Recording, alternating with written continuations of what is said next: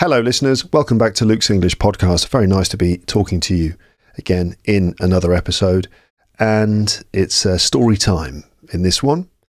I've got a PDF ready which you can download from the episode description or show notes wherever you're listening to this. Let's have a look at that PDF right now. You don't need to follow the PDF with me. You can just enjoy listening if you prefer, but the PDF is available for you and I'm going to start working from it right now, so here we go. So, learn English with a Sherlock Holmes story. Hello listeners, back by popular demand, here's another episode of Learn English with a Sherlock Holmes story on Luke's English Podcast. My aim with this episode is simply to let you enjoy a classic Sherlock Holmes mystery story in English in the original text. This time I'm going to read The Adventure of the Blue Carbuncle, written by Sir Arthur Conan Doyle and originally published in Strand Magazine in 1892. It's available in the collection of stories called The Adventures of Sherlock Holmes, which is available from any good bookshop. Depending on your level of English, it might be quite difficult to understand everything in this story the first time you hear it. This is because the English here is fairly old-fashioned and complex. So this might be difficult.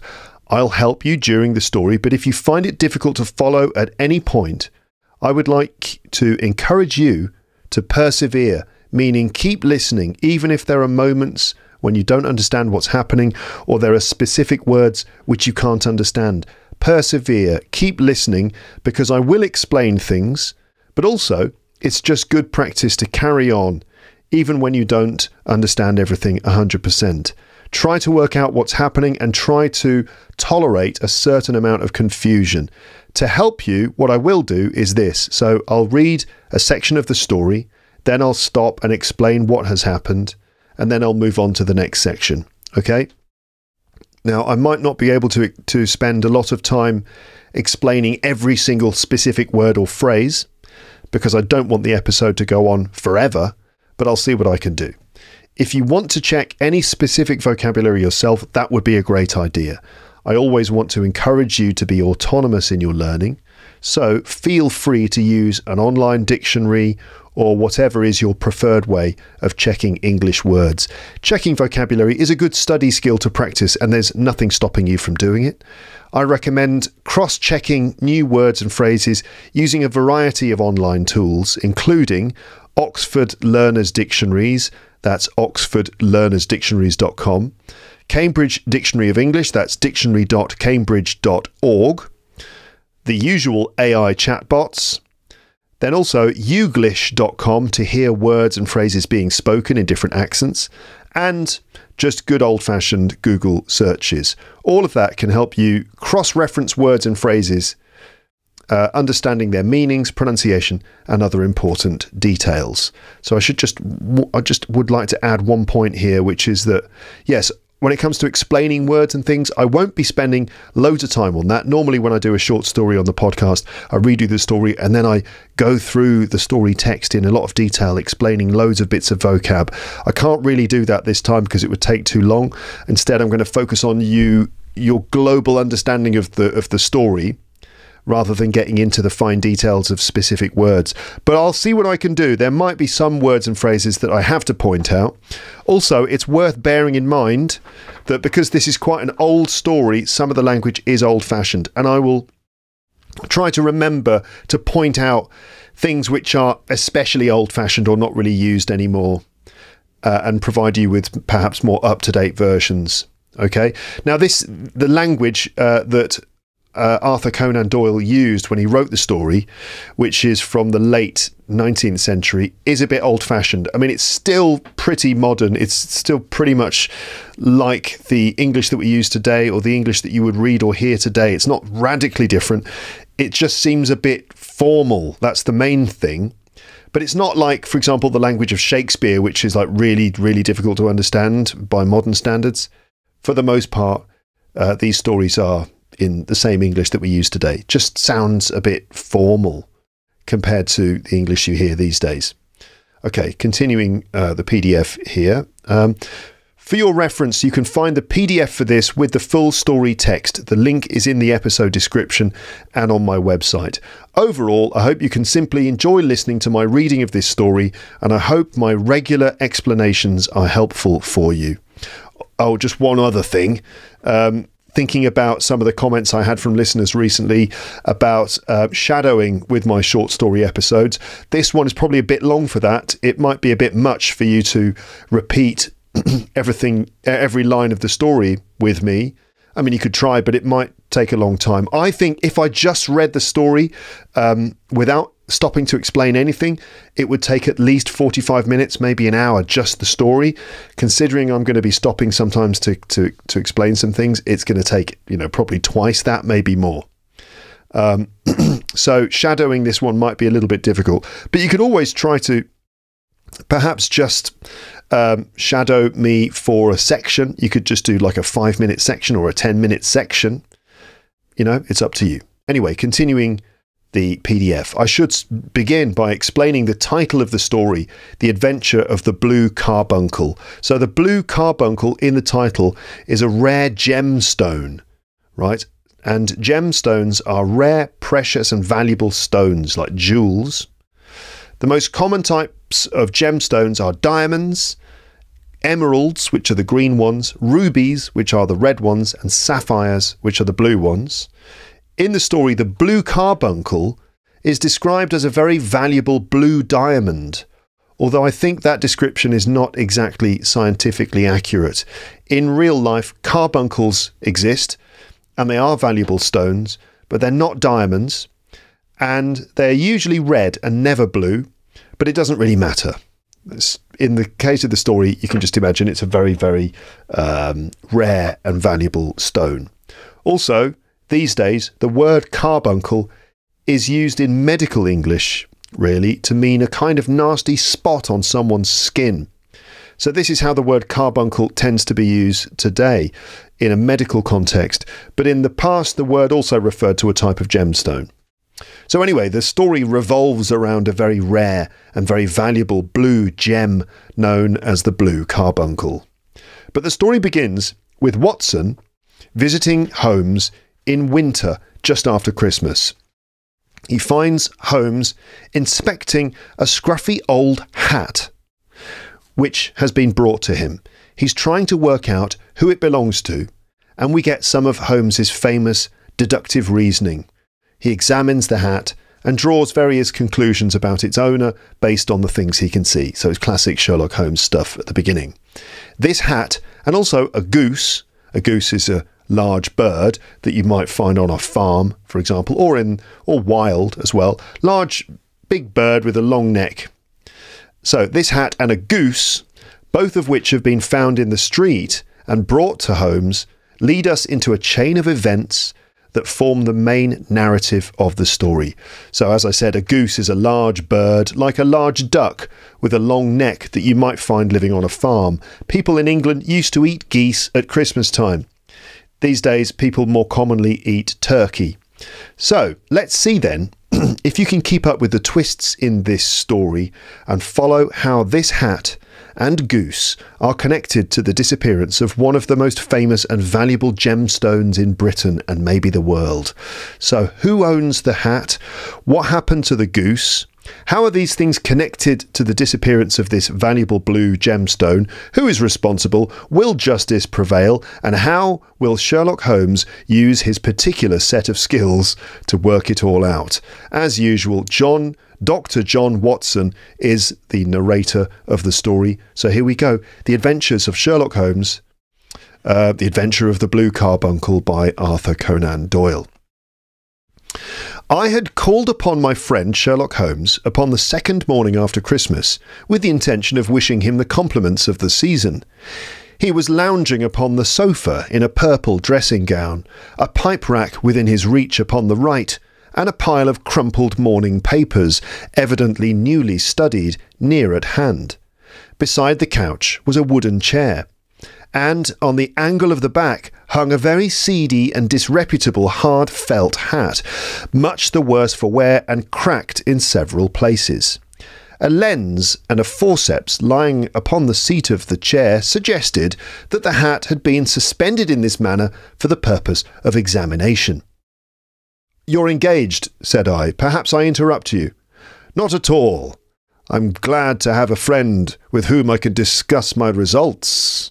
The matter is a perfectly trivial one." He jerked his thumb in the direction of the old hat. "But there are points in connection with it which are not entirely devoid of interest, and even of instruction." I seated myself in his armchair and warmed my hands before his crackling fire, for a sharp frost had set in, and the windows were thick with ice crystals. "I suppose," I remarked, "that, homely as it looks, this thing has some deadly story linked to it, that it's the clue which will guide you in the solution of some mystery and the punishment of some crime?" No crime," said Sherlock Holmes, laughing. "Only one of those whimsical little incidents which will happen when you have 4 million human beings all jostling each other within the space of a few square miles. Amid the action and reaction of so dense a swarm of humanity, every possible combination of events may be expected to take place, and many a little problem will be presented, which may be striking and bizarre without being criminal. We have already had experience of such. So much so," I remarked, "that of the last 6 cases which I have added to my notes, 3 have been entirely free of any legal crime." "Precisely. You allude to my attempt to recover the Irene Adler papers, to the singular case of Miss Mary Sutherland, and to the adventure of the man with the twisted lip. Well, I have no doubt that this small matter will fall into the same innocent category."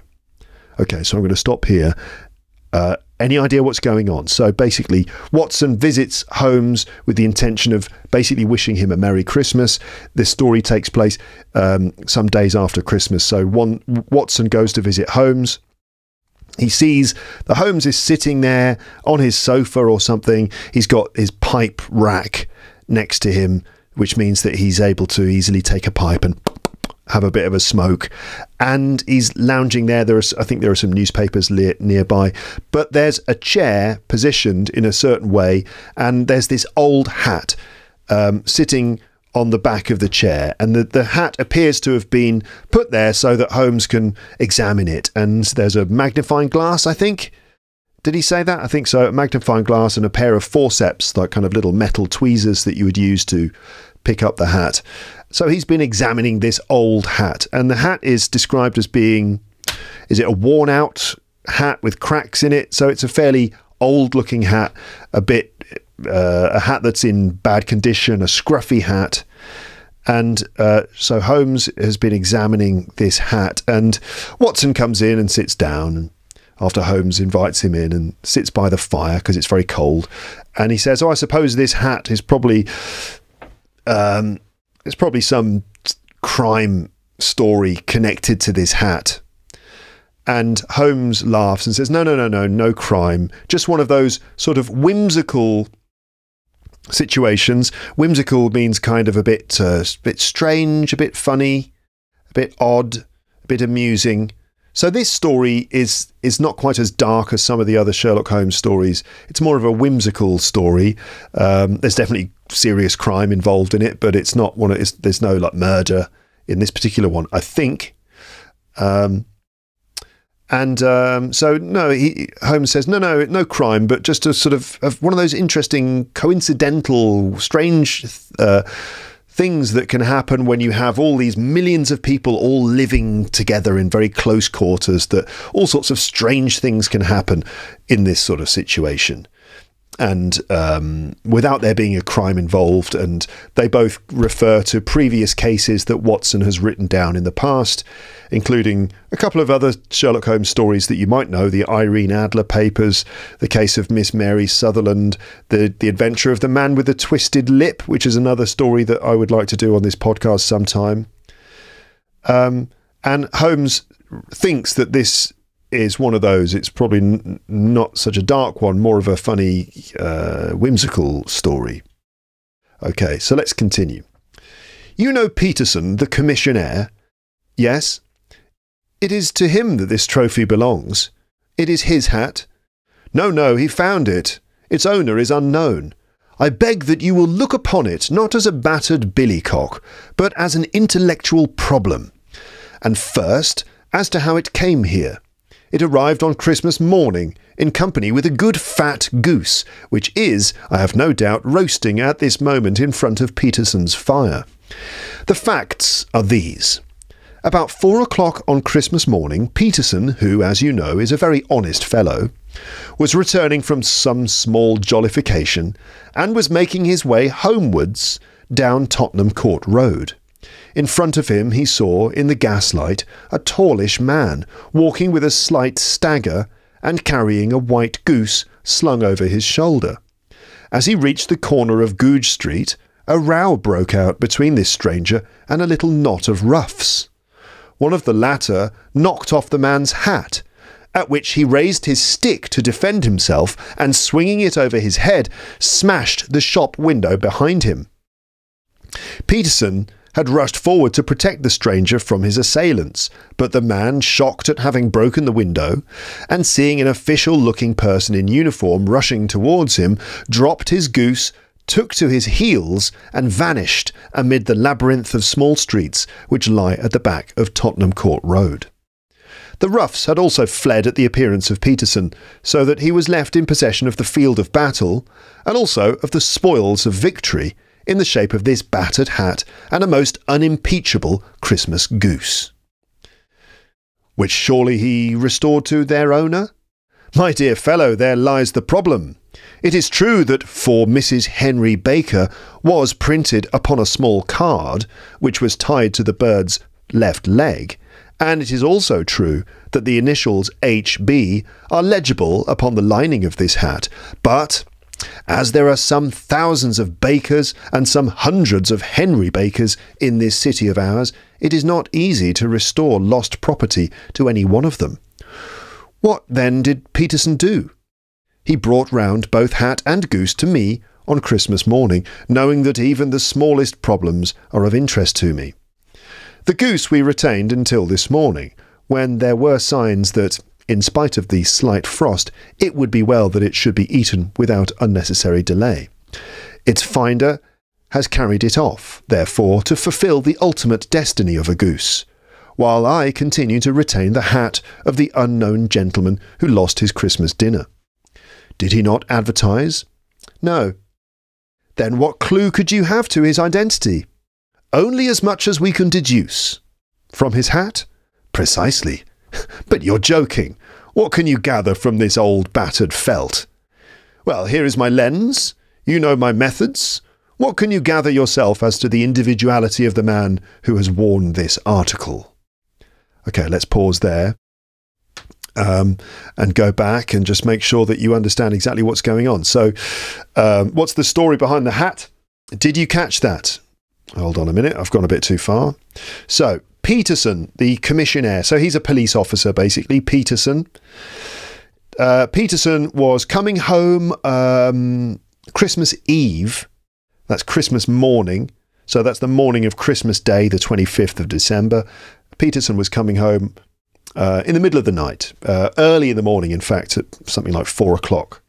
Peterson was coming home from some small jollity, like he'd been drinking or having a little party, and he was coming home from that, and he saw someone in the street. So he saw someone in the street walking along, staggering, or walking with a slight stagger. If you're a bit drunk, you would stagger, right? Sort of walking in a fairly unsteady way. So he saw this person walking in front of him with a slight stagger, carrying a goose slung over his shoulder, and of course wearing this hat, which is described as a billycock. That's these days more commonly known as a bowler hat. Not that people wear them anymore, but, you know, of course it's like an image of an old-fashioned English gentleman that they wear a suit and a bowler hat. In the past, in the days when this story was published, everyone wore hats all the time. You'd never leave the house without a hat on your head. And the bowler hat was a very common hat of the time. So anyway, this stranger was walking down the road with this white goose over his shoulder. He reached the corner of Goodge Street, So we're talking about, I think, Tottenham Court Road and Goodge Street, a part of London that I know really well. Another reason I love these Sherlock Holmes stories, because they always refer to these parts of the city that I really like as well. So he reached the corner of Goodge Street and he ended up in an argument. A row broke out. So he ended up in an argument with a what's described as a little knot of roughs. So roughs would be sort of kind of criminal types. Okay, these days we wouldn't use the word roughs to describe people, but it would be like a group of yobs or a group of sort of, I guess a group of yobs or a group of hooligans, something like that. So he ends up getting into this argument with this group of people, and it's a bit of a fight, like a little bit of a scuffle. One of them knocked off the man's hat, and this man was trying to defend himself. He raised his stick, so presumably he had a walking stick or something. He raised it over his head and accidentally smashed the shop window behind him. And Peterson, this police officer, rushed towards him to help him, but because the man was shocked that he'd broken the window and then he saw a police officer running towards him, this man dropped the goose and also his hat was on the floor, and he ran away. He took to his heels and ran into the back streets and escaped. And the kind of group of like yobs also ran away. And so Peterson, the police officer, was left with the scene of the crime. He was left with in ownership of the field of battle, was it? Is that how he described it? He was left in possession of the field of battle and also of the spoils of victory. So he also was left in possession of the things that were left behind. In this case, it was a big fat goose and this hat, a battered hat, and a most unimpeachable Christmas goose. Unimpeachable meaning completely innocent.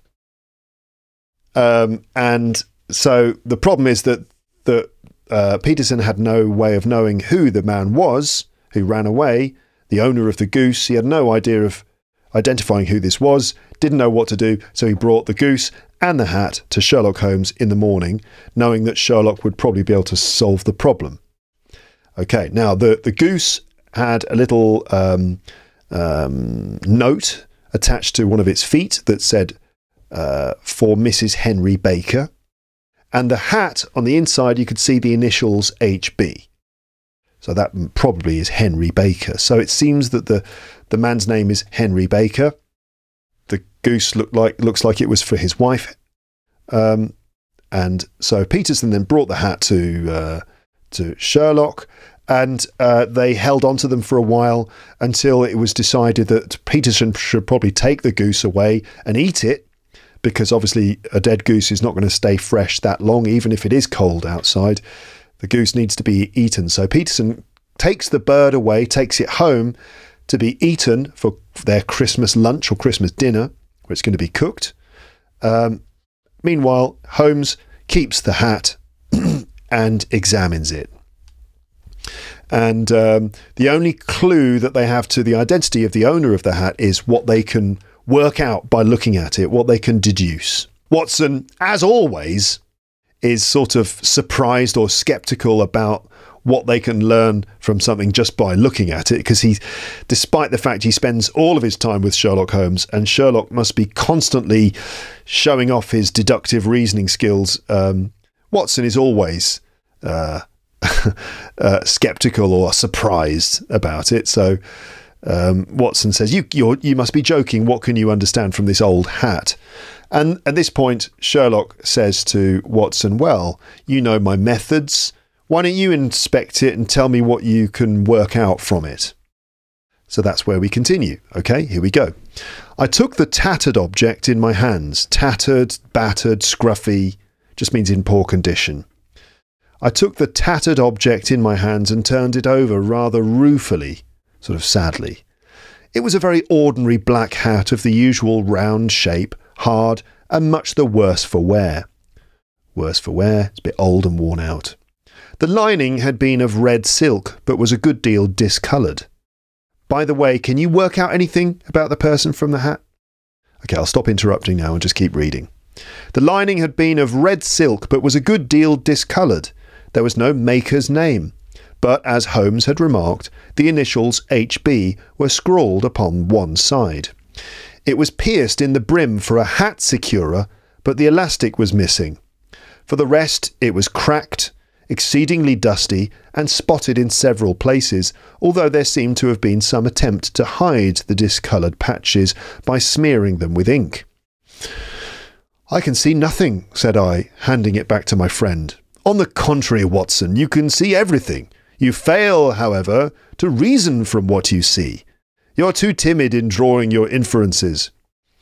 "Then pray tell me what it is that you can infer from this hat." He picked it up and gazed at it in the peculiar, introspective fashion which was characteristic of him. "It is perhaps less suggestive than it might have been," he remarked, "and yet there are a few inferences which are very distinct, and a few others which represent at least a strong balance of probability. That the man was highly intellectual is of course obvious upon the face of it, and also that he was fairly well-to-do within the last 3 years, although he has now fallen upon evil days. He had foresight, but has less now than formerly, pointing to a moral retrogression which, when taken with the decline of his fortunes, seems to indicate some evil influence, probably drink, at work upon him. This may account also for the obvious fact that his wife has ceased to love him." "My dear Holmes!" "He has, however, retained some degree of self-respect," he continued, disregarding my remonstrance. "He is a man who leads a sedentary life, goes out little, is out of training entirely, is middle-aged, has grizzled hair which he has had cut within the last few days, and which he anoints with lime cream. There are more patent facts which are to be deduced from his hat. Also, by the way, that it is extremely improbable that he has gas laid on in his house." "You are certainly joking, Holmes." "Not in the least. It is possible that even now, when I give you these results, you are unable to see how they are attained." "I have no doubt that I am very stupid, but I must confess that I am unable to follow you. For example, how did you deduce that this man was intellectual?" For answer, Holmes clapped the hat upon his head. It came right over the forehead and settled upon the bridge. It came right over the forehead and settled upon the bridge of his nose. "It is a question of cubic capacity," said he. "A man with so large a brain must have something in it." The decline of his fortunes, then?" "This hat is 3 years old. These flat brims curled at the edge came in then. It is a hat of the very best quality. Look at the band of ribbed silk and the excellent lining. If this man could afford to buy so expensive a hat 3 years ago, and has had no hat since, then he has assuredly gone down in the world." "Well, that is clear enough, certainly, but how about the foresight and the moral retrogression?" Sherlock Holmes laughed. "Here is the foresight," said he, putting his finger upon the little disc and loop of the hat securer. "They're never sold upon hats. If this man ordered one, it is a sign of a certain amount of foresight, since he went out of his way to take this precaution against the wind. But since we see that he has broken the elastic and has not troubled to replace it, it is obvious that he has less foresight now than formerly, which is a distinct proof of a weakening nature. On the other hand, he has endeavoured to conceal some of these stains upon the felt by daubing them with ink, which is a sign that he has not entirely lost his self-respect." "Your reasoning is certainly plausible. The further points that he is middle-aged, that his hair is grizzled, that it has been recently cut, and that he uses lime cream are all to be gathered from a close examination of the lower part of the lining. The lens discloses a large number of hair ends, clean cut by the scissors of the barber. They all appear to be adhesive, and there is a distinct odour of lime cream.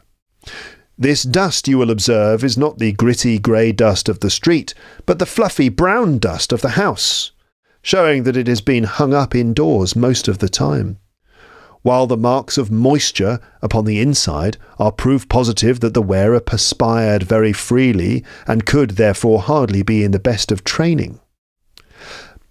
But his wife, you said that she had ceased to love him.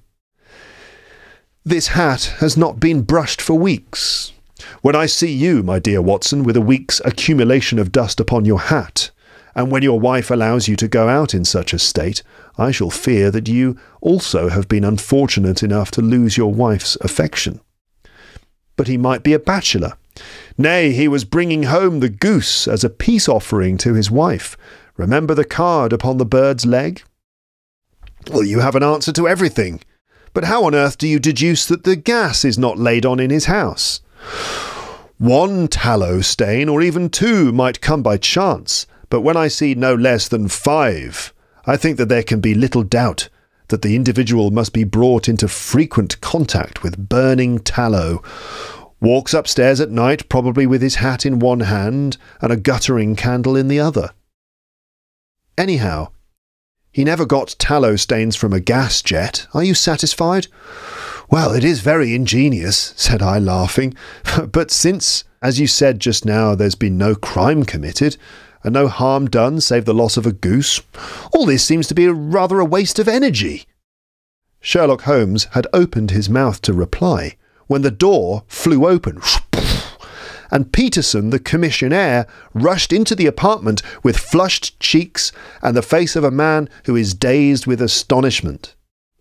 Okay, so what's going to happen next? Peterson has just rushed in, but first of all, I need to back up and make sure that you've followed all of that stuff about the hat and about the owner of the hat and all the deductions. So first of all, Watson begins by examining the object, turning it over in his hands. He can see that it's just an ordinary worn-out hat, HB written on the side. There's a hat securer, which presumably is some sort of device to hold the hat on the owner's head, like a little thing with an elastic band or a pin or something like that. I don't know. But a hat securer which is broken. Other than that, just a dusty hat with a few stains on it, which appear to have been hidden with ink and nothing really. So Watson can't really understand what he's looking at. He can see all the same things that Holmes is seeing, but he doesn't really know how to interpret those things. So then Holmes has a go and explains all the things that he can see. So those things are basically, first of all, he says that the man is intellectual, and he proves this by taking the hat and putting it on his own head. Basically, here are the things that that Holmes says. He says he's intellectual. He says he was well-to-do. Like 3 years ago, if you're well-to-do, it means that you are fairly rich, that you're doing quite well, meaning that you've got some money. So he was well-to-do, but these days, not so much. He had foresight, but has less now than formerly, pointing to a moral retrogression. So he had foresight. Foresight is like the wisdom to act, the wisdom to look to the future and make plans to account for it. To be careful, to be organised, to think about the future and take steps to kind of plan things for the future. That's to have foresight. So he had foresight, but less now than he used to do, which suggests that morally or mentally or something in his emotional life is not very good. Some sort of decline. Maybe he's less lucky these days than he used to be, or something is influencing him, like maybe drink. Maybe he's been drinking a lot recently, which is having a bad negative effect on him. And this might be why his wife doesn't love him anymore. But he spends a lot of time indoors, doesn't go out very much, isn't in very good shape, so he's not very fit. He's middle-aged. He's got grizzled hair, which means his hair is going grey. He had his hair cut recently, and he anoints it with lime cream. He uses some sort of cream on his hair. And there are other things as well, like there's no gas laid on in his house, meaning that he has no gas lighting in his house. Because, you know, we're talking about the days when people use candles a lot. And then if you were well-to-do, you might have a system of gas lights in your house, right? But he doesn't have gas in his house. Okay, I think that's it. I think those are the things. So in terms of how Holmes worked all this out, well, the thing about the man being intellectual, Holmes proves this by putting the hat on his own head. The hat is much bigger. The hat doesn't fit properly. It's a big hat for a big head.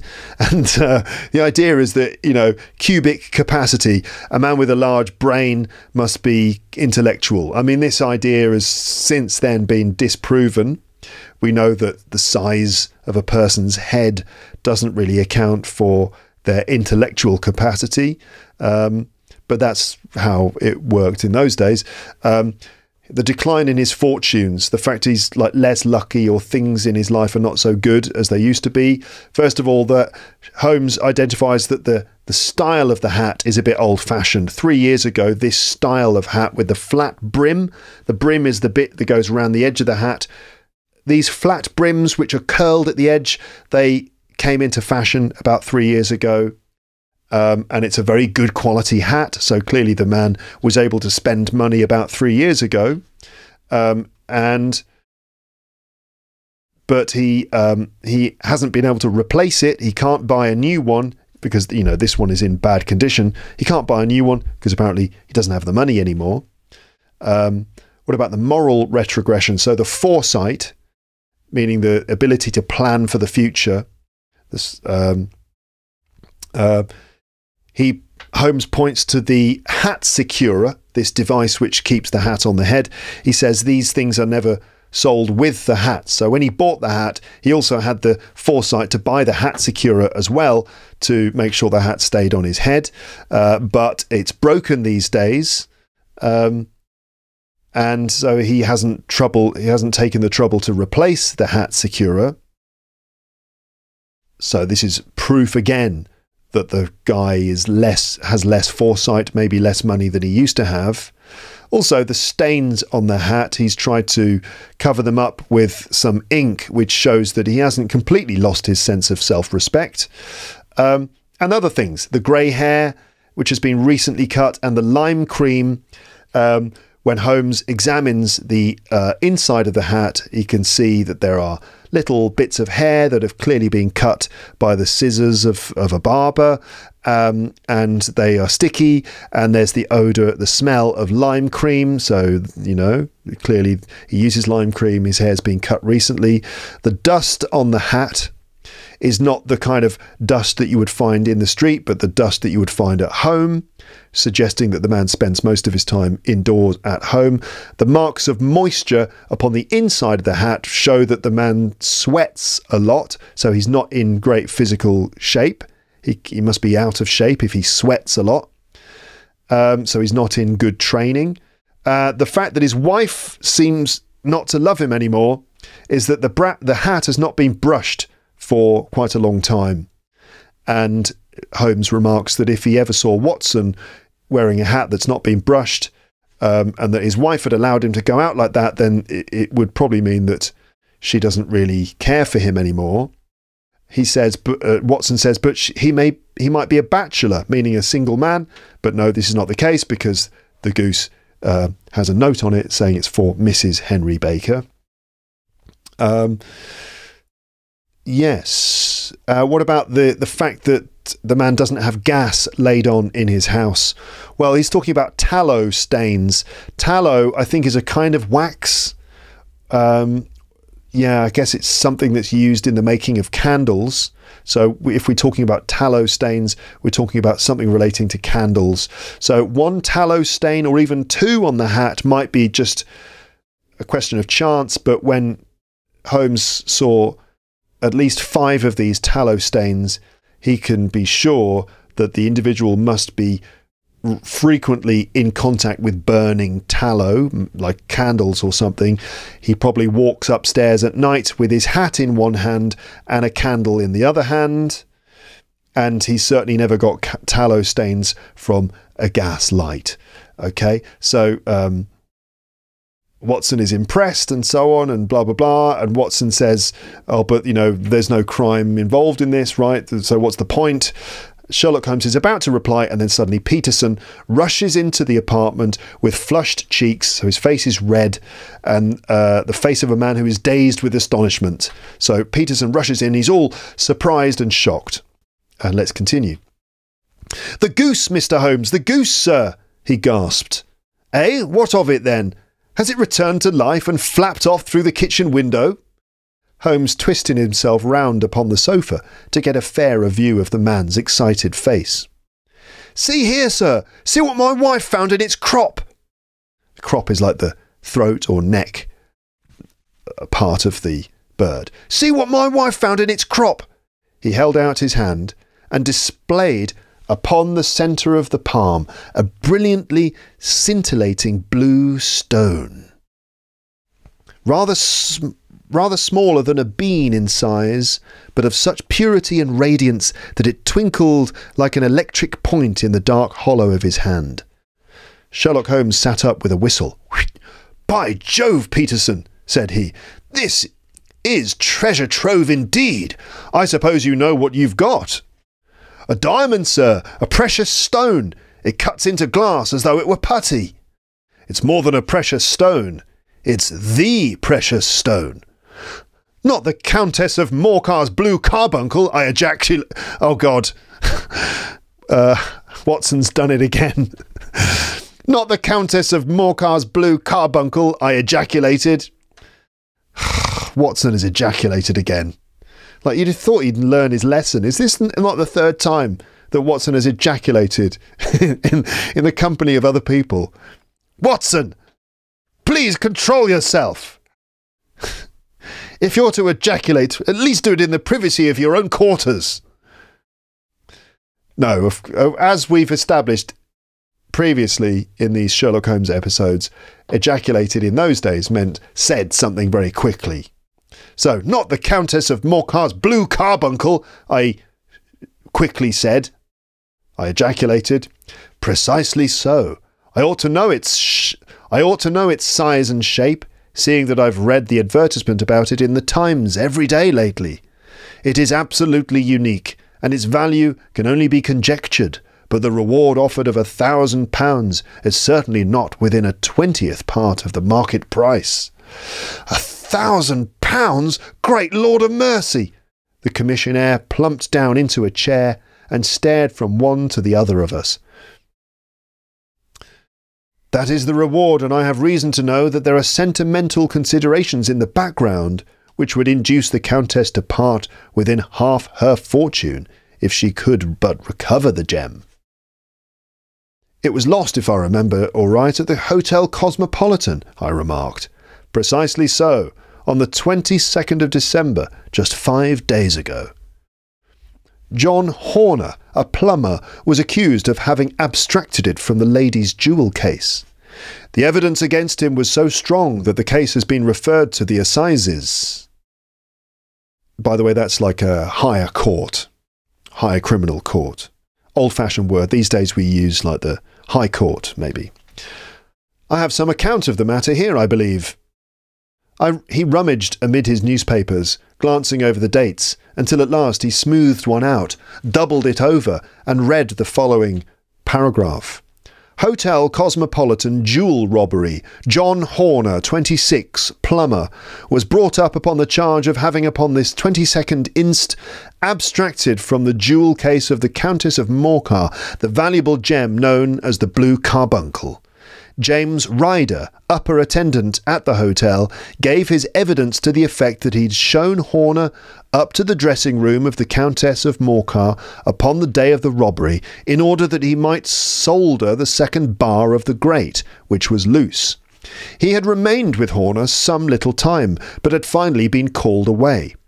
On returning, he found that Horner had disappeared, that the bureau had been forced open, and that the small Morocco casket in which, as it afterwards transpired, the Countess was accustomed to keep her jewel, was lying empty upon the dressing-table. Ryder instantly gave the alarm, and Horner was arrested the same evening. But the stone could not be found either upon his person or in his rooms. Catherine Cusack, maid to the Countess, deposed to having heard Ryder's cry of dismay on discovering the robbery, and to having rushed into the room where she found matters as described by the last witness. Inspector Bradstreet, B Division, gave evidence as to the arrest of Horner, who struggled frantically and protested his innocence in the strongest terms. Evidence of a previous conviction for robbery having been given against the prisoner, the magistrate refused to deal summarily with the offence, but referred it to the assizes. Horner, who had shown signs of intense emotion during the proceedings, fainted away at the conclusion and was carried out of court. So much for the police court," said Holmes thoughtfully, tossing aside the paper. "The question for us now to solve is the sequence of events leading from a rifled jewel case at one end to the crop of a goose in Tottenham Court Road at the other. You see, Watson, our little deductions have suddenly assumed a much more important and less innocent aspect. Here is the stone. The stone came from the goose, and the goose came from Mr. Henry Baker, the gentleman with the bad hat, and all the other characteristics with which I have bored you. So now we must set ourselves very seriously to finding this gentleman and ascertaining what part he has played in this little mystery. To do this, we must try the simplest means first, and these lie undoubtedly in an advertisement in the evening papers. If this fails, I shall have recourse to other methods. What will you say? Give me a pencil and that slip of paper. Now then, found at the corner of Goodge Street a goose and a black felt hat. Mr. Henry Baker can have the same by applying at 6:30 this evening at 221B Baker Street. That is very clear and concise. Very, but will he see it? Well, he is sure to keep an eye on the papers, since to a poor man the loss was a heavy one. He was clearly so scared by his mischance in breaking the window and by the approach of Peterson that he thought of nothing but flight, but since then he must have bitterly regretted the impulse which caused him to drop his bird. Then again, the introduction of his name will cause him to see it, for everyone who knows him will direct his attention to it. Here you are, Peterson. Run down to the advertising agency and have this put in the evening papers. In which, sir? Oh, in the Globe, Star, Pall Mall, St. James's, Evening News, Standard, Echo, and any others that occur to you. Very well, sir. And this stone? Ah, yes, I shall keep the stone, thank you. And I say, Peterson, just buy a goose on your way back and leave it here with me, for we must have one to give to this gentleman in place of the one which your family is now devouring. When the commissionaire had gone, Holmes took up the stone and held it against the light. It's a bonny thing, said he. Just see how it glints and sparkles. Whoops. Of course, it is a nucleus and focus of crime. Every good stone is. They are the devil's pet baits. In the larger and older jewels, every facet may stand for a bloody deed. This stone is not yet 20 years old. So actually, I'm going to stop here. This is good though, isn't it? I'm going to stop there before we go into some of the history of the stone and go back to what's going on here. Okay, let's just move back a bit to the crime and the stone. So you understand, of course, that Peterson rushed in, all surprised and shocked, and he said, look what my wife found in the crop of the goose, meaning in the sort of lower part of the goose's neck. I suppose this is part of the bird that's removed before it's cooked. And it's the stone. All right, this beautiful scintillating stone. Holmes is surprised. A diamond, the precious diamond, the precious stone. And then Watson ejaculates. Again, not the Countess of Morcar's blue carbuncle. Precisely so. So apparently the stone that's been found is a precious missing stone owned by the Countess of Morcar, some sort of aristocrat. Some aristocrat who's the owner of this very, very, very valuable jewel, this gem. Holmes knows all about it because he's been reading about it every day in the Times newspaper, because they've been running stories about how the stone has gone missing. It's worth a lot of money. It's worth £1,000. No, there's a reward.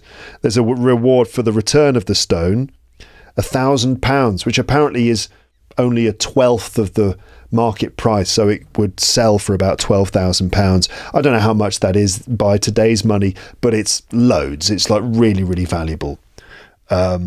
What you do wonder though, don't you, if there's a reward for the stone, if someone finds the stone, they can return it and pick up the reward. The reward is £1,000, but if you just sell the stone on the black market, you can get like £12,000. So anyway. So there's a big reward.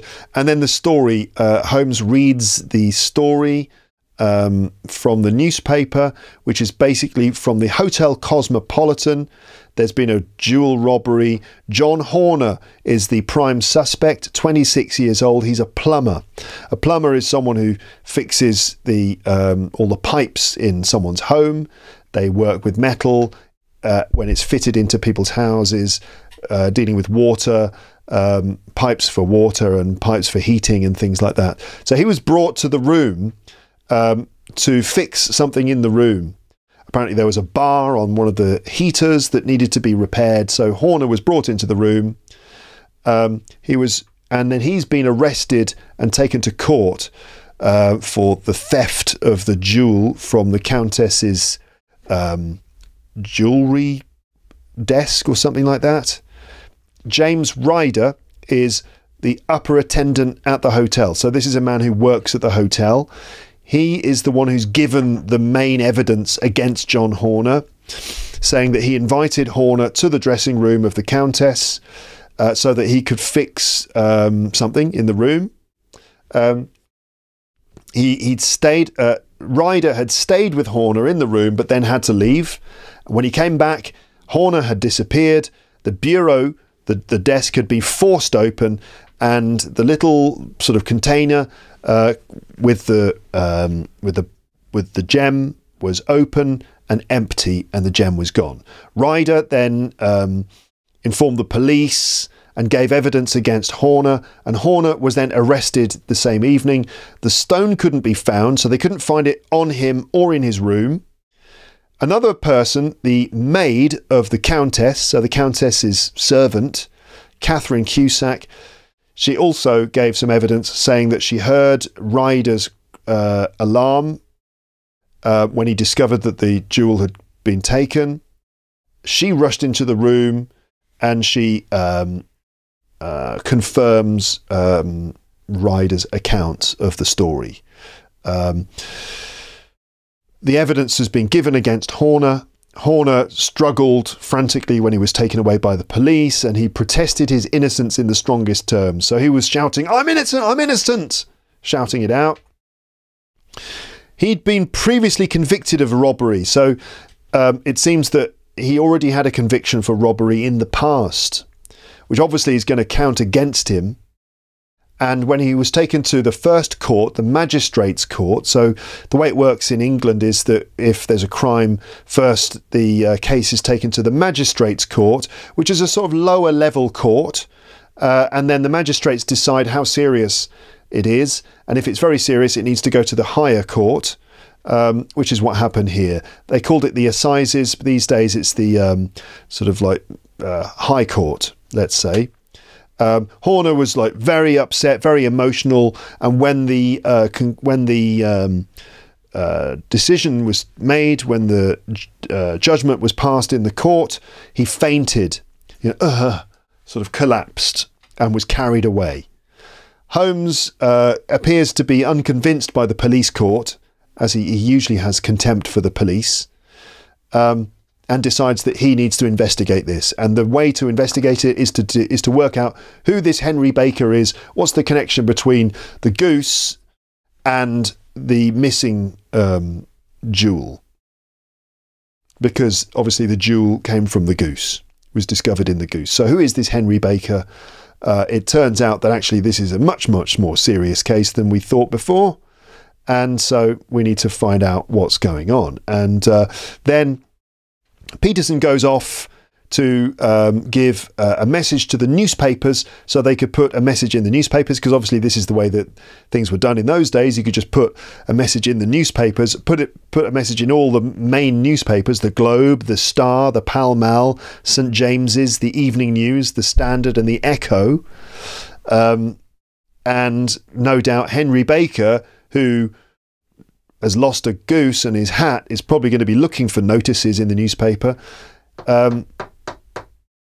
This is going to attract Henry Baker to Baker Street to pick up his hat and his goose. And maybe this is where they can work out what's going on, and if Henry Baker, you know, how badly he wants to get that goose back again.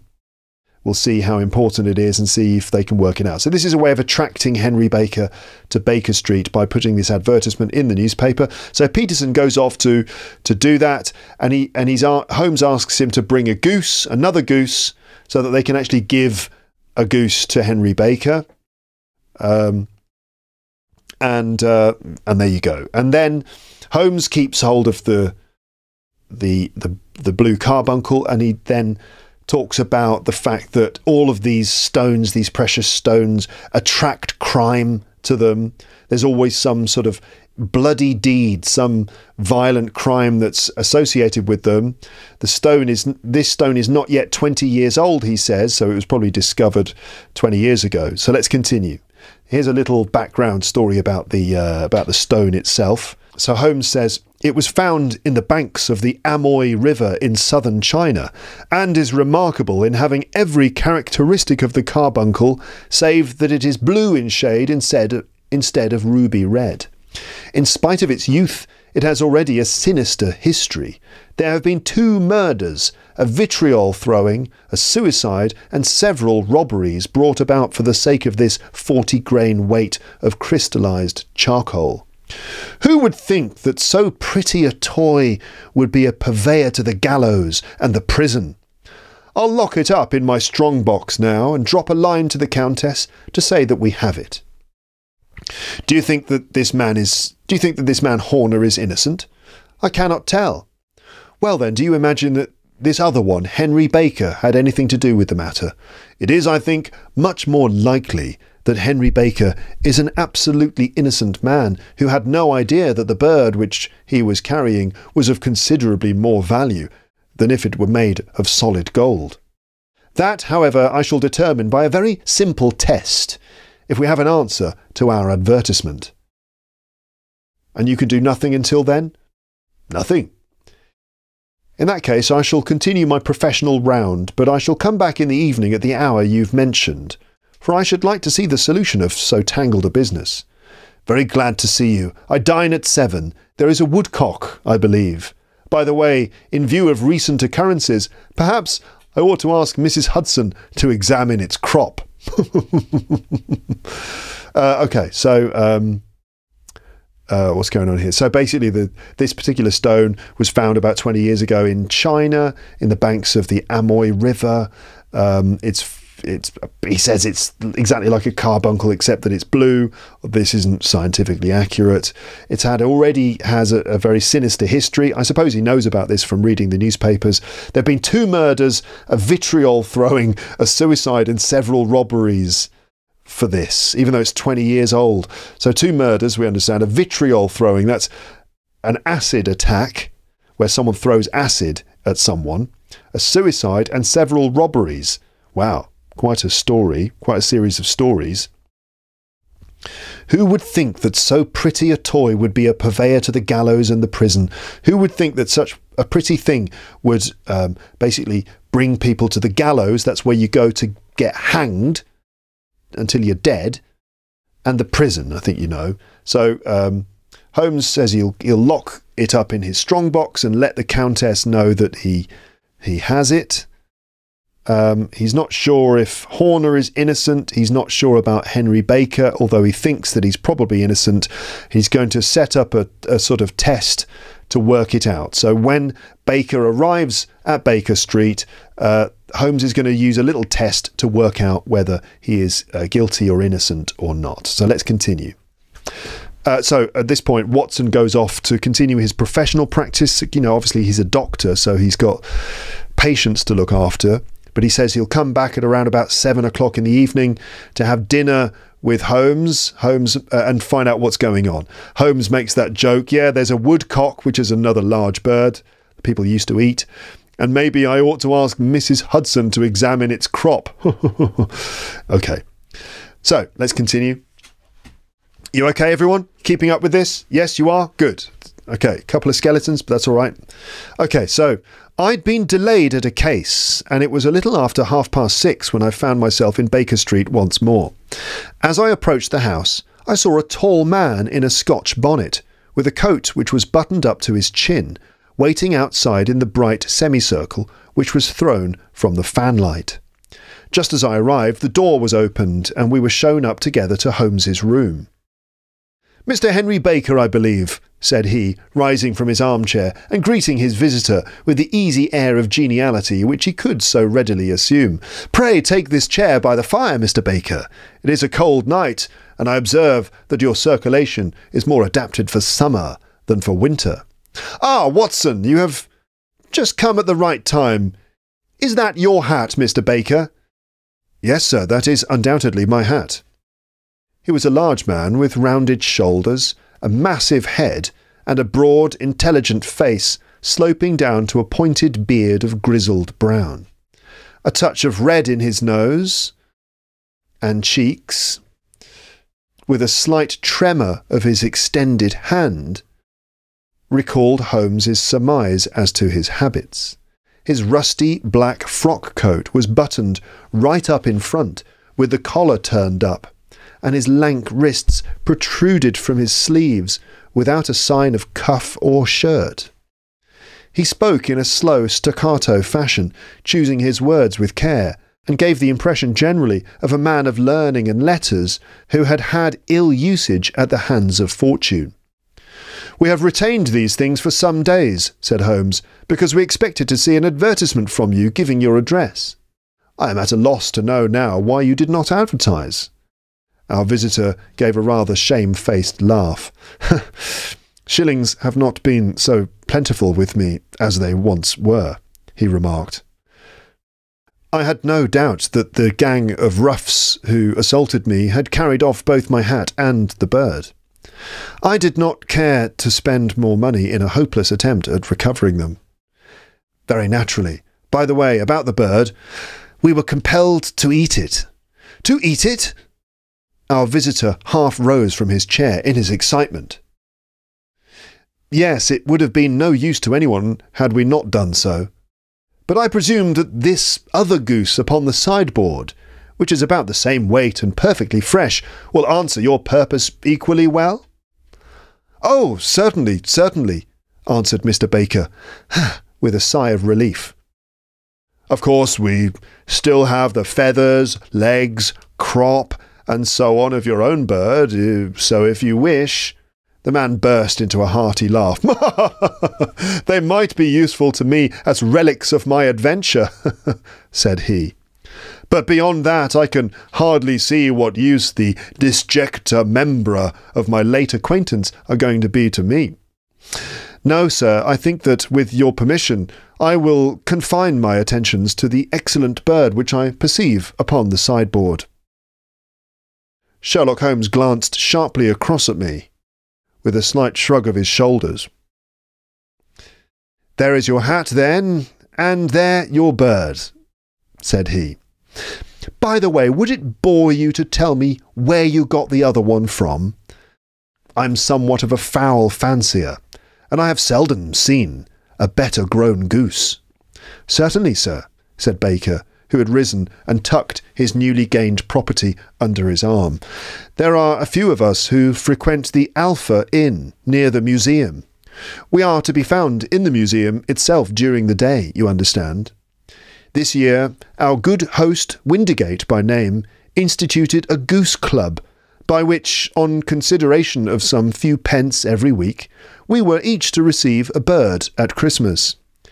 My pence were duly paid, and the rest is familiar to you. I am much indebted to you, sir, for a Scotch bonnet is fitted neither to my years nor to my gravity. With a comical pomposity of manner, he bowed solemnly to both of us and strode off upon his way. Okay, right, so what about Henry Baker then? Let's go back and work out what's going on here. I wonder how much of this you're following. So, Watson comes back to Holmes's place on Baker Street about 6:30 in the evening, and he sees Henry Baker, in fact, standing outside the building. Tall man in a Scotch bonnet. A Scotch bonnet is a kind of like Scottish hat. It's a sort of a soft hat, which is kind of like a beret sort of thing, like a large soft hat that sits on your head. Obviously, that's what a hat does.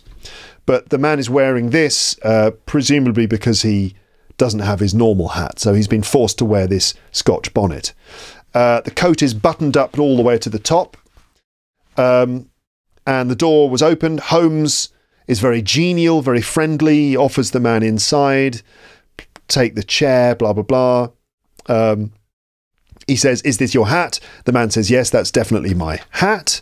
The man is described as having a big head, rounded shoulders, an intelligent face, a touch of red in his nose and cheeks, with a slight tremor of his extended hand. So his hand is shaking slightly. He's got a reddish face and nose, which seems to confirm what Holmes thought about him, that he had been drinking alcohol these days. And having a look at him, you could see that the man is probably not in...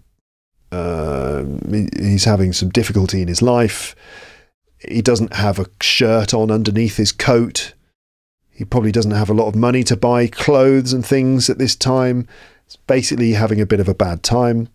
So basically Holmes's deductions are all correct. And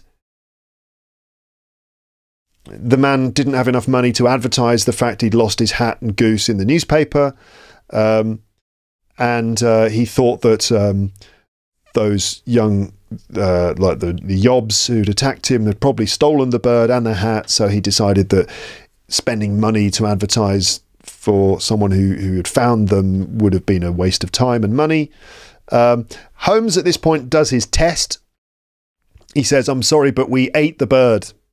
We had to eat it." He wanted to see what Baker's reaction would be, and Henry Baker was surprised. But as soon as Holmes said, "Well, we had no choice, but look, I've got you another bird to replace it," Baker then is quite satisfied with that and not so angry. So this tells us that Henry Baker didn't know that the gemstone was inside the goose. He had no idea about that, because if he'd known, then he would have been a lot more upset and wouldn't have been satisfied with a replacement bird. Okay, and so everything seems to be settled okay. And then Holmes says, "Oh, we've got the other bits of the bird, like the neck and the legs and the crop, if you want." And the man confirms his innocence by saying, "Oh, no, don't know. I certainly don't need any of those things. Ha ha ha." And then Holmes then says, "Oh, by the way, I'm a bit of a fowl fancier," meaning I'm sort of interested in birds, and I'm curious about this one. It's an excellent goose. Where did you get it? And so Baker then describes how he got it from a landlord of a pub called Windigate. So Baker and some of his friends go to the Alpha Inn, which is the name of a pub near the museum, near the British Museum. They had a goose club there, which is basically where they pay the landlord some money every week, and at Christmas time they're given a goose. So they got it from the Alpha Inn, from a man named Windigate. That's where the bird came from. Okay, and then Baker, obviously innocent, leaves and goes on with the rest of his life. So let's continue the story then. So we've got a lead here, which is the Alpha Inn and Windigate. This is where the goose came from. So let's see if we can find out more information about this. What are Watson and Holmes going to do? All right, so let's continue.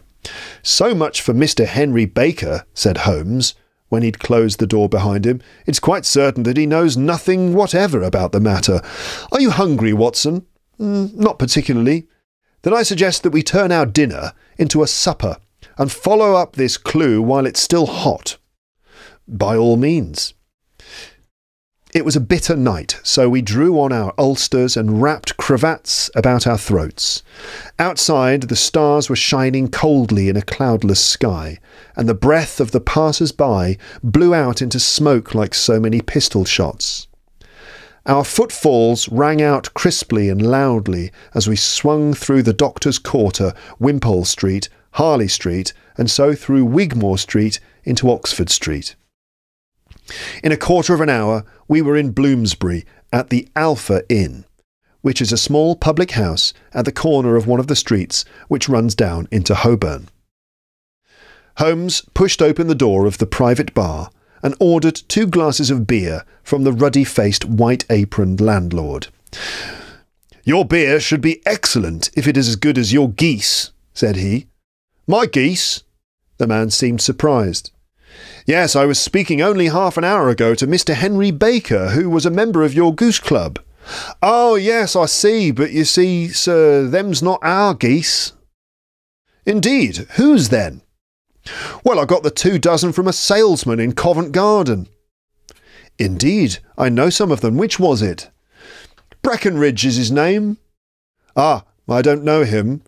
"Well, here's your good health, landlord, and prosperity to your house. Good night." "Now for Mr. Breckenridge," he continued, buttoning up his coat as we came out into the frosty air. "Remember, Watson, that though we have so homely a thing as a goose at one end of this chain, we have at the other a man who will certainly get 7 years penal servitude unless we can establish his innocence. It is possible that our inquiry may but confirm his guilt, but in any case we have a line of investigation which has been missed by the police, and which a singular chance has placed in our hands. Let us follow it out to the bitter end. Faces to the south, then, and quick march." We passed across Holborn, down Endell Street, and so through a zigzag of slums to Covent Garden Market. One of the largest stalls bore the name of Breckenridge upon it, and the proprietor, a horsey-looking man with a sharp face and trim side whiskers, was helping a boy to put up the shutters.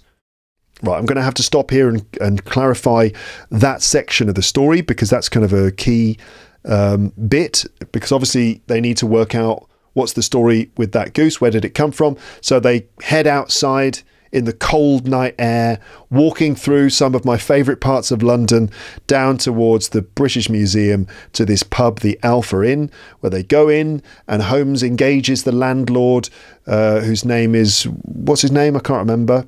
Doesn't really matter. So they talk to the landlord of the pub, and Holmes is saying, "Oh, you know, where did you get that bird? It's excellent. You know, your beer your beer should be excellent if it's as good as your geese." So they start talking about the geese, and the landlord says that he got it from a man called Breckenridge, who is a salesman in Covent Garden. Covent Garden these days, for any of you who visited central London will know, it's like a great place to go shopping.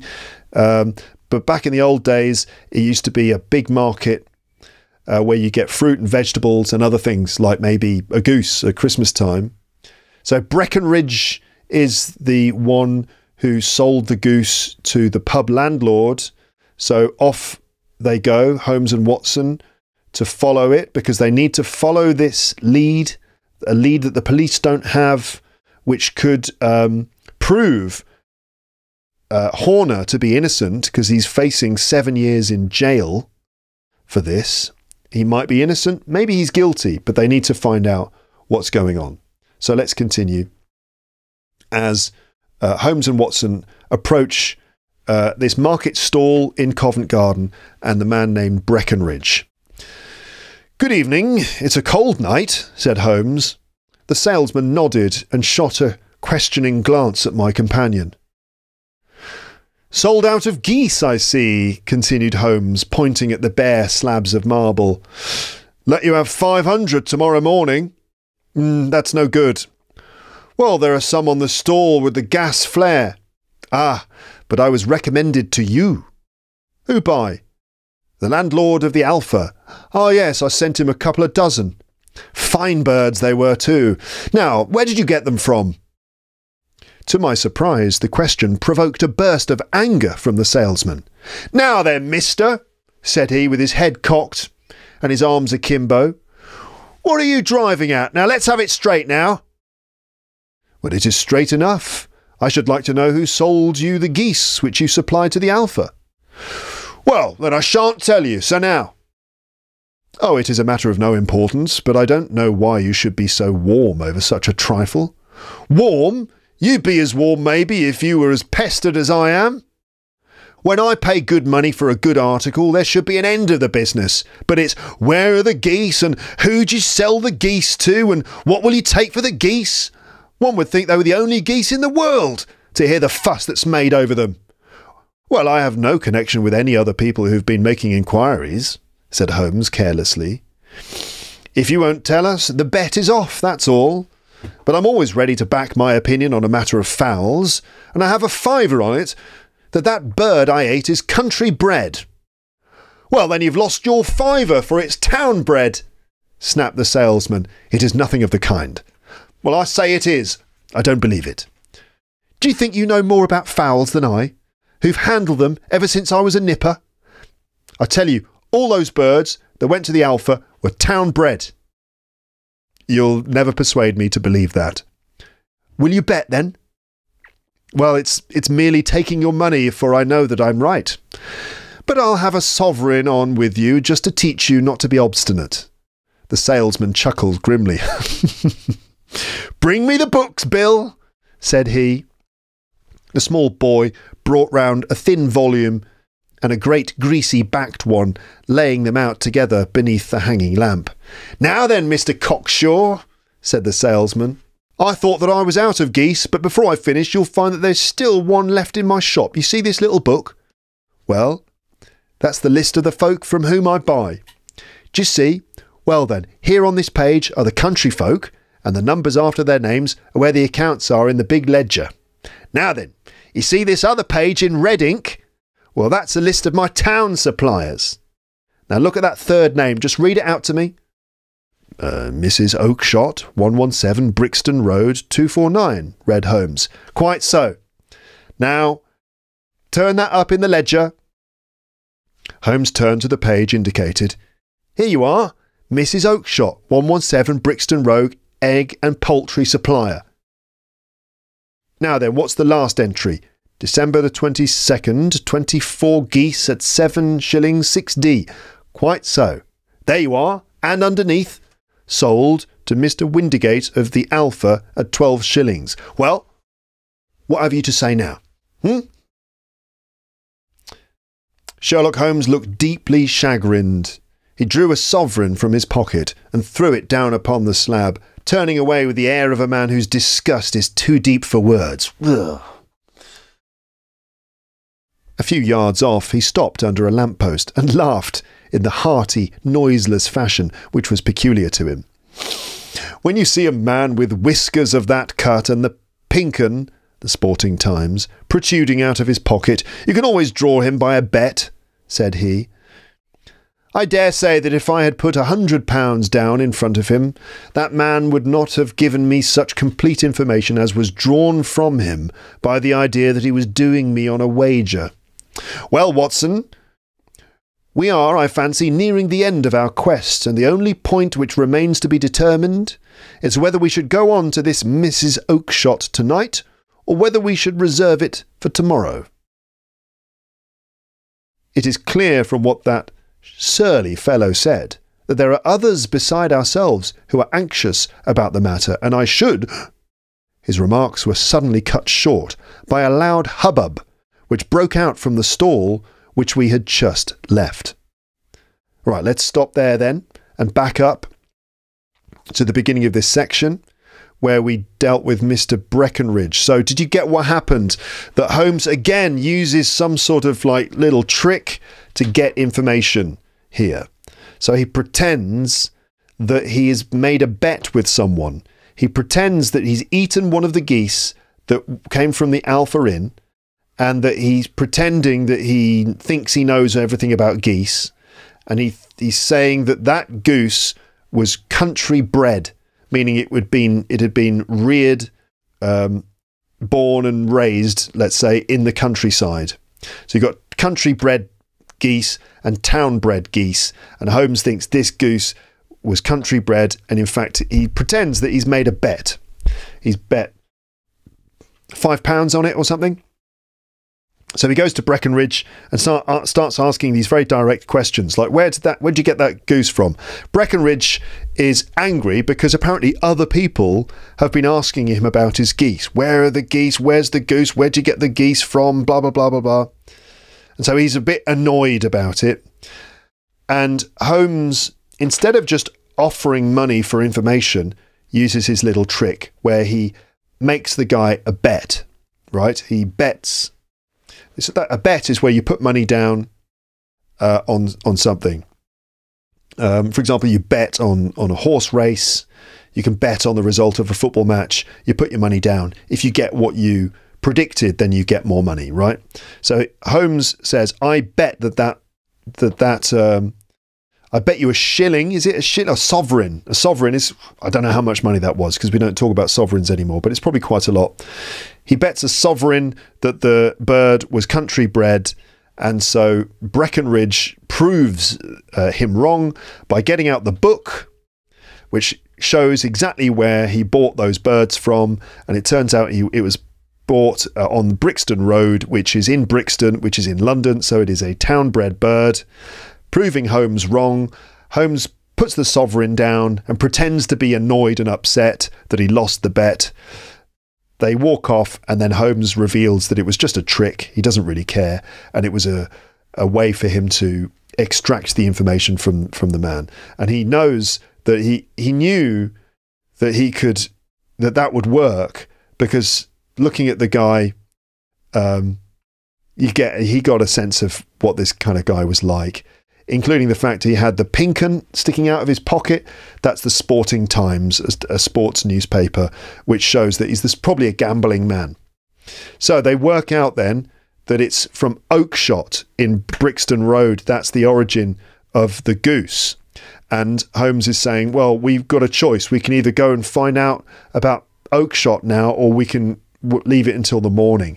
He was just talking about that when suddenly something happened at the market stall where they'd just been. A hubbub broke out. That's noise, like a kind of like a sound of what would you call it? Like something going on. Like there's an argument or shouting or something, like a loud noise at the market stall, which attracts Holmes and Watson's attention, and they decide that before they can do anything else, they need to find out what's going on. So let's continue. Turning round, we saw a little rat-faced man, standing in the centre of the circle of yellow light which was thrown by the swinging lamp, while Breckenridge the salesman, framed in the door of his stall, was shaking his fists fiercely at the cringing figure. "I've had enough of you and your geese," he shouted. "I wish you were all at the devil together. If you come pestering me any more with your silly talk, I'll set the dog on you.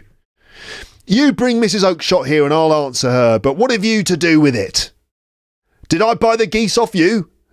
"No, but one of them was mine all the same," whined the little man. "Well, then ask Mrs. Oakshott for it. She told me to ask you." "Well, you can ask the King of Prussia for all I care. I've had enough of it. Now get out of this." He rushed fiercely forward, and the inquirer flitted away into the darkness, meaning he ran away. "Ha! This may save us a visit to the Brixton Road," whispered Holmes. "Come with me, and we'll see what is to be made of this fellow." Striding through the scattered knots of people who lounged round the flaring stalls, my companion speedily overtook the little man and touched him upon the shoulder. He sprang round, and I could see in the gaslight that every vestige of colour had been driven from his face. "Who are you, then? What do you want?" he asked in a quavering voice. "Will you excuse me?" said Holmes blandly. "But I could not help overhearing the questions which you put to the salesman just now. I think that I could be of assistance to you." Who are you? How could you know of anything of the matter?" "My name is Sherlock Holmes. It is my business to know what other people don't know." "But you could know nothing of this." "Excuse me, I know everything of it. You are endeavouring to trace some geese, which were sold by Mrs. Oakshott of Brixton Road to a salesman named Breckinridge, by him in turn to Mr. Windigate of the Alpha, and by him to his club, of which Mr. Henry Baker is a member." Oh, sir, you are the very man who I've longed to meet," cried the little fellow, with outstretched hands and quivering fingers. "I can hardly explain to you how interested I am in this matter." Sherlock Holmes hailed a four-wheeler which was passing. "In that case, we'd better discuss it in a cosy room, rather than in this wind-swept marketplace," said he. "But pray tell me, before we go further, who is it that I have the pleasure of assisting?" The man hesitated for a second. My name is John Robinson," he answered, with a sidelong glance. No, the real name," said Holmes sweetly. "It is always awkward doing business with an alias." A flush sprang to the white cheeks of the stranger. "Oh, well then," said he, "my real name is James Ryder." "Precisely so. Head attendant at the Hotel Cosmopolitan. Pray step into the cab, and I shall soon be able to tell you everything which you would wish to know." The little man stood glancing from one to the other of us, with half-frightened, half-hopeful eyes, as one who is not sure whether he is on the verge of a windfall or of a catastrophe. Then he stepped into the cab, and in half an hour we were back in the sitting-room at Baker Street. Okay, so the hubbub, the noise, was Breckinridge getting angry with this little rat-faced man. And Breckinridge is basically getting angry with him, and "I've had enough of you and your geese. What's it got to do with you? It's nothing to do with you. Now get out of here." And he chases the guy away. Holmes and Watson follow this little guy and catch up with him. And Holmes rather blandly tells him that he knows absolutely everything about the situation. And the man seems sort of confused. He's not sure if this is good or if it's not good. And Holmes very calmly sort of flags down a taxi, and they get in, and they are going to take him to, no doubt, to Baker Street to question him. But this man, this suspicious man, isn't sure what's going on. He's not sure if this is good or bad for him.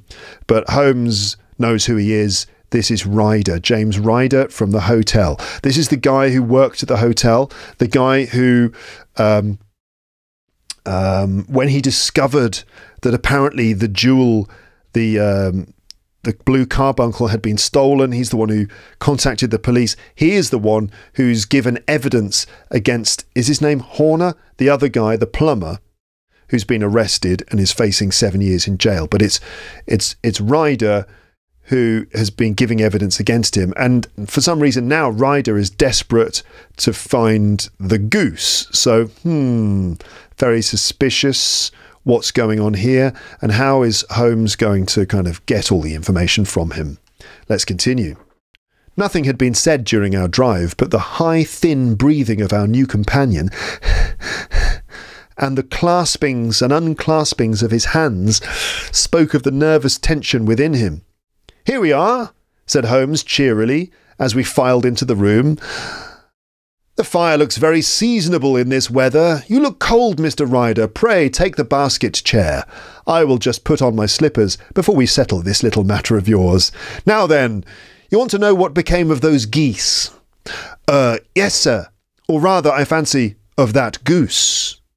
It was one bird, I imagine, in which you were interested, white, with a black bar across the tail. Ryder quivered with emotion. "Oh, sir," he cried, "can you tell me where it went to?" "It came here."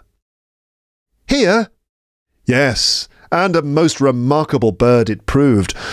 I don't wonder that you should take an interest in it. It laid an egg after it was dead.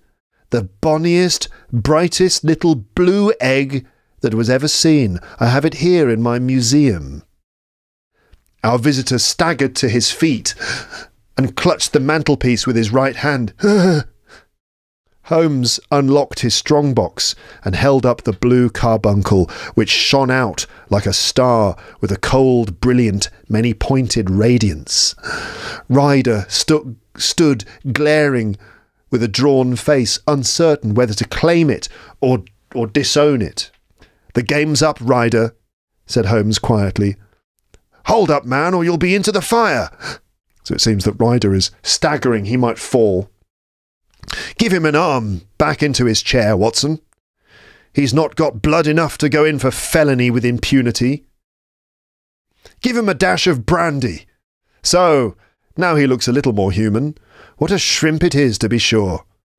For a moment he'd staggered and nearly fallen, but the brandy brought a tinge of colour into his cheeks, and he sat staring with frightened eyes at his accuser.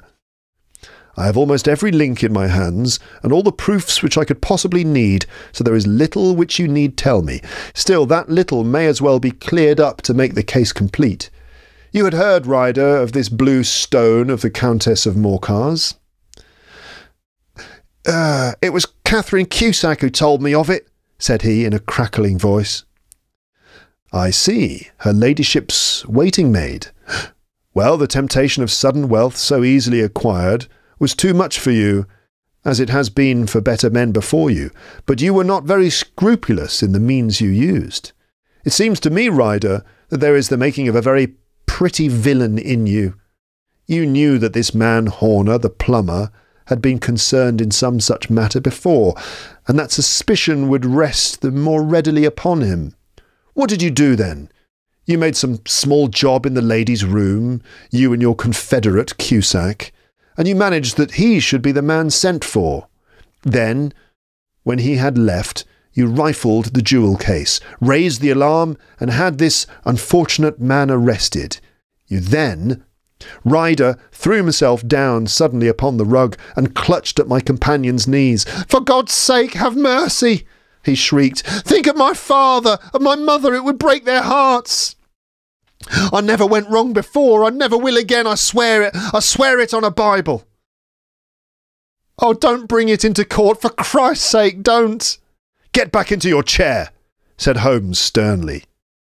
"It is very well to cringe and crawl now, but you thought little enough of this poor Horner in the dock for a crime of which he knew nothing."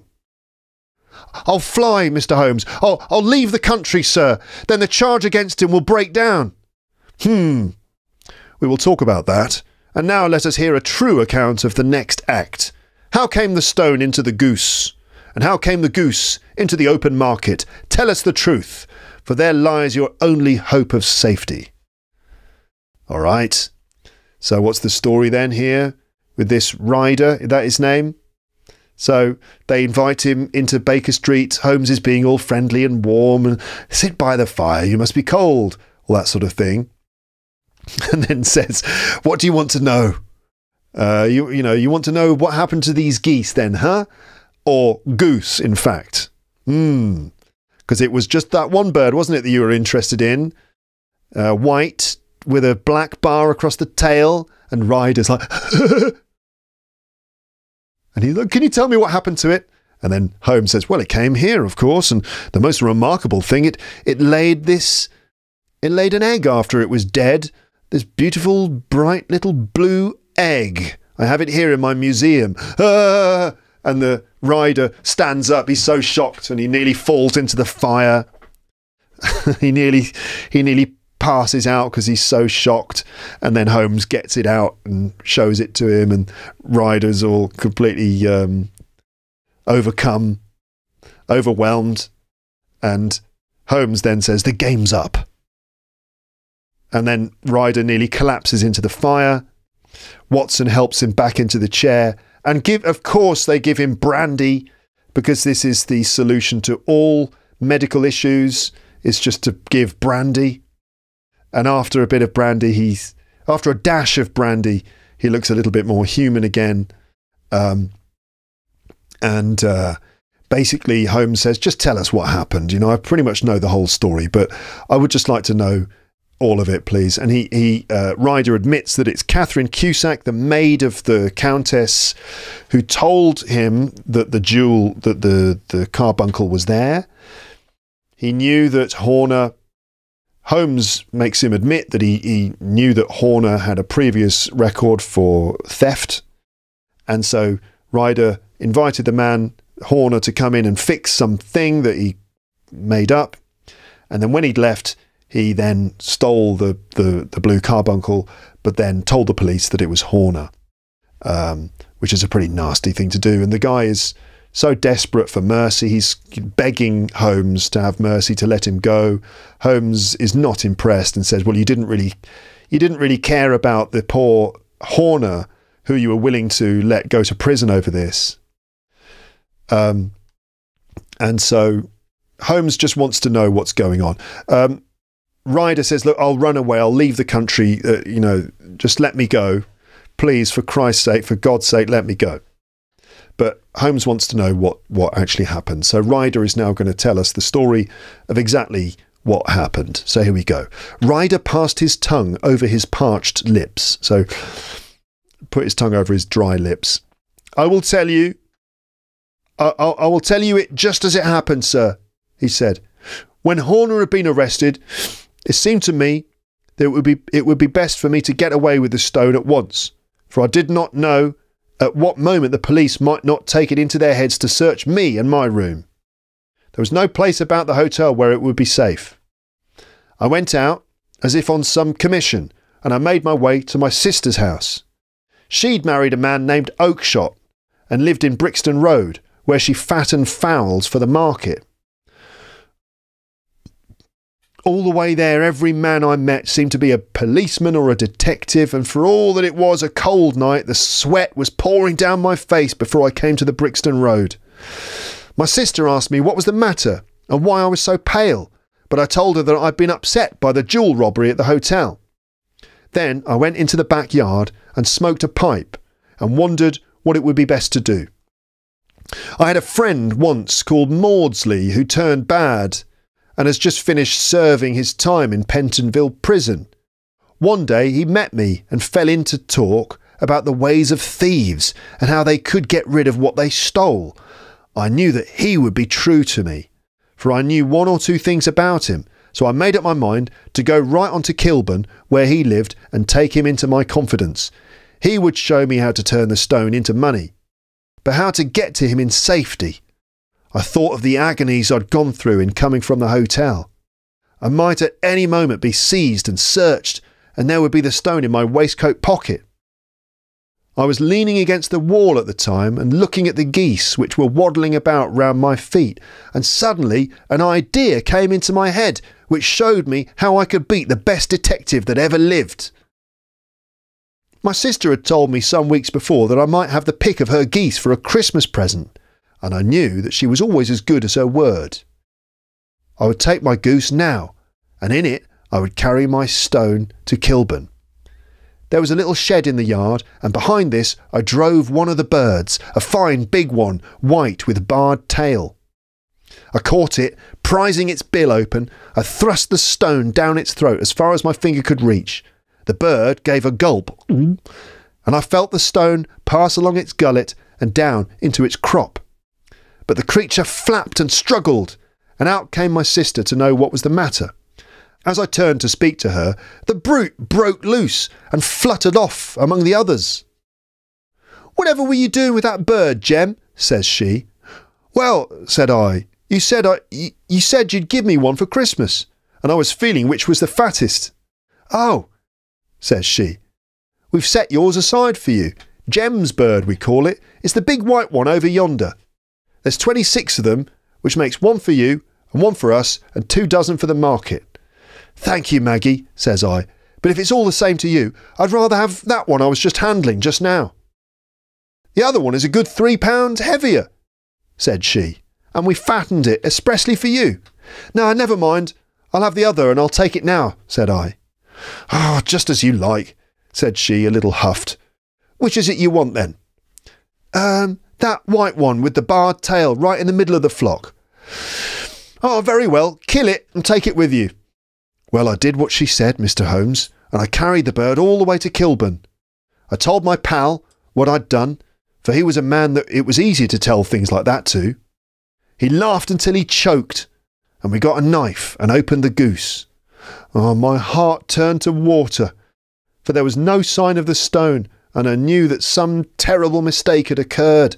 I left the bird, rushed back to my sister's, and hurried into the backyard. There was not a bird to be seen there. "Where are they all, Maggie?" I cried. "Gone to the dealers, Jim." "Ah, which dealers?" "Breckenridge of Covent Garden." "But was there another with a barred tail?" I asked. "The same as the one I chose?" "Well, yes, Jem. There were 2 bar-tailed ones, and I could never tell them apart." "Well, then, of course I saw it all, and I ran off as hard as my feet could carry me to this man Breckenridge, but he'd sold the lot at once, and not one word would he tell me as to where they'd gone." "You heard him yourselves tonight." "Well, he's always answered me like that. My sister thinks I'm going mad. Sometimes I think that I am myself. And now I am myself a branded thief, without ever having touched the wealth for which I sold my character. God help me! God help me!" He burst into convulsive sobbing, with his face buried in his hands, like that. There was a long silence, broken only by his heavy breathing and by the measured tapping of Sherlock Holmes's fingertips upon the edge of the table. Right, let's have a pause there so I can back up and describe what happened. So you got the idea, right? That yes, it's true. He stole this blue carbuncle, and he didn't know what to do. He was suddenly very stressed out to be in possession of this extremely valuable missing gemstone, and he quickly decided he'd go to his sister's in Brixton Road. She'd married a man called Oakshott, so this is the Mrs. Oakshott who bred the geese. So off he went to get out of the area. He went down to Brixton, and while he was at his sister's, he went outside and smoked a pipe and came up with a plan. And the plan was he'd put the gemstone inside one of the geese, because his sister had promised that he could have one of the geese for Christmas. And he'd take one of the geese and put the stone inside it. So he grabbed one of them and stuffed the stone down the neck of the goose and felt it going in.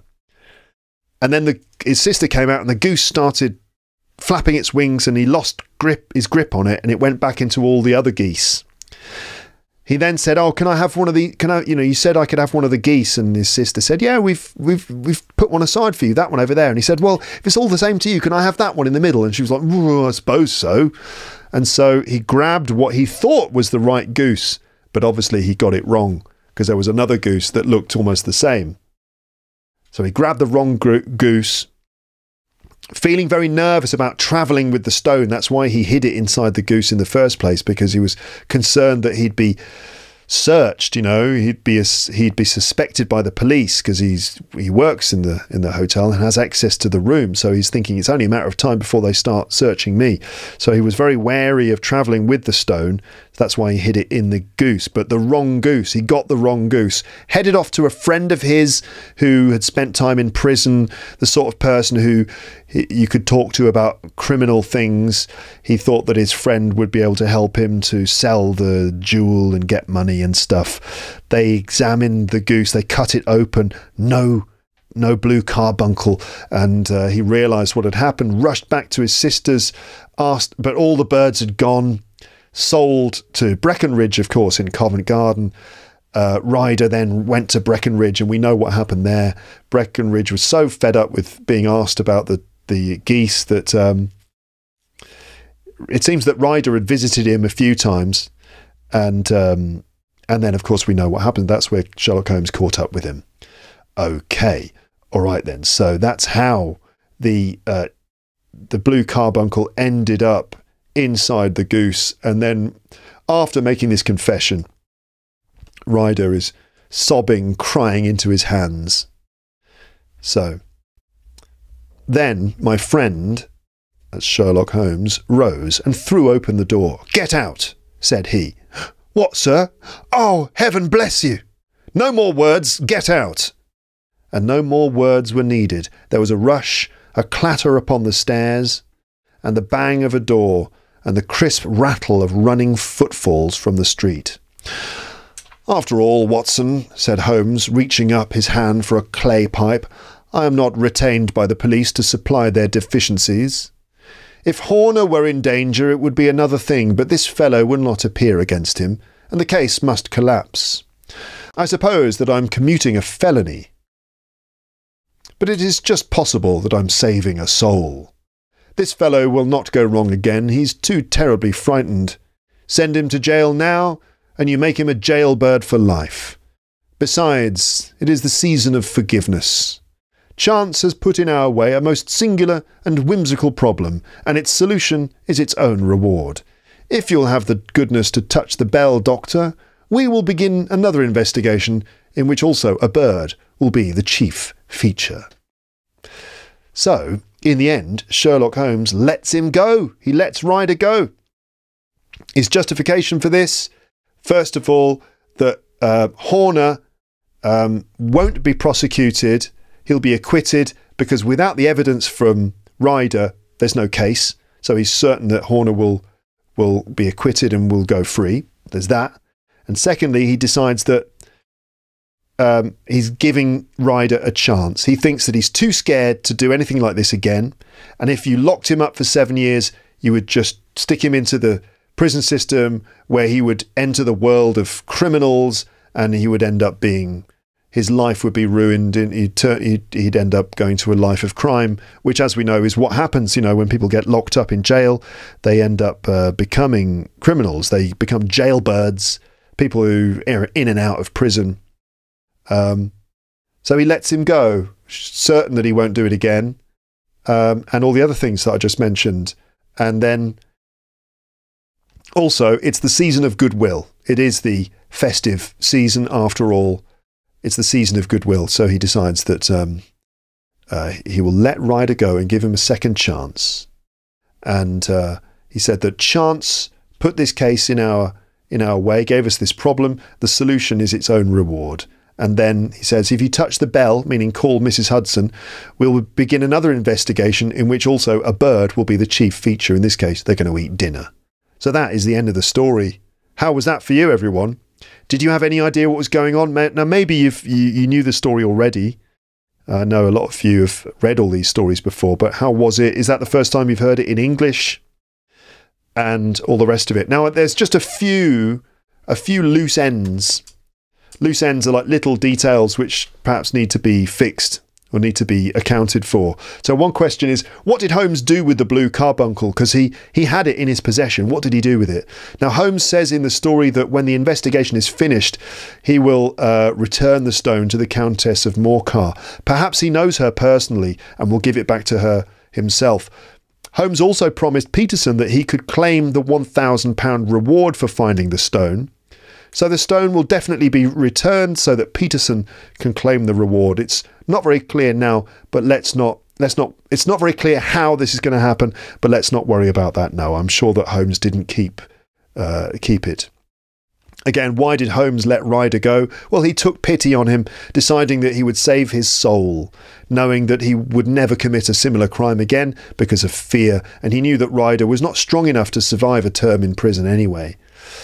And how will the innocent Horner be let off and released from custody? Well, Holmes says that as long as Ryder does not give evidence against Horner, the case will break down. So without Ryder's testifying against him, he won't be prosecuted. So there isn't enough evidence against Horner. Ryder was the one who accused him, and the whole case depends on his witness statement, which suggests to me it's not even the strongest case anyway. If you just got one dodgy witness and the whole case rests upon that. No evidence that Horner had the had the stone in his possession. So it was already kind of a shaky case. But, you know, that often the way these things go, if you've got a previous conviction and there's apparently strong witness evidence against you, there's a good chance you're going to go down again. In the end, I suppose Holmes will find some way of returning the jewel without revealing the real identity of the thief. I don't know how he'll do that. There'll be no victims except what Horner experienced, and the jewel is returned in the end. Ryder will probably run away to Europe, as he promised he would. Who knows? And Ryder never profited from the crime. In fact, he seemed to suffer. So perhaps all's well that ends well. And that is also where we're going to end this episode. Thank you for listening. Well done for getting all the way through to the end. Okay.